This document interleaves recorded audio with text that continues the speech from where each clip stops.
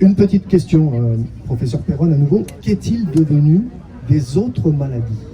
La grippe notamment, toutes les maladies infectieuses, toutes les maladies, enfin crise cardiaque, etc., mais aussi toutes les maladies qui arrivent généralement avec l'hiver, on n'en parle plus. J'ai même entendu un pseudo, les fameux pseudo-spécialistes voilà, qui apparaissent sur les médias, on ne sait pas trop comment, on ne sait pas trop d'où ils arrivent, par qui ils sont recrutés, nous dire que s'il n'y avait plus finalement de cas de grippe, c'était grâce au masque.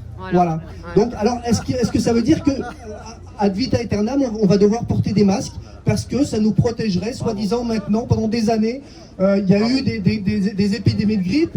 On nous a jamais parlé de masques, on nous a jamais parlé, on n'a jamais fait peur aux gens, on leur a jamais dit qu'il fallait qu'ils signent des autorisations pour pouvoir sortir, pour pouvoir se déplacer, pour pouvoir aller faire un câlin à leur grand-mère, etc. Et puis, mais que se passe-t-il? Que se passe-t-il?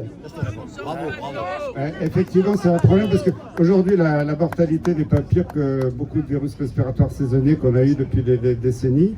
Il y a peut-être eu un surplus de mortalité chez des personnes à risque au mois de mars-avril, mais maintenant, il n'y a plus aucune justification à toutes ces sanctions, à faire crever les gens des cafés, des restaurants, toute la culture.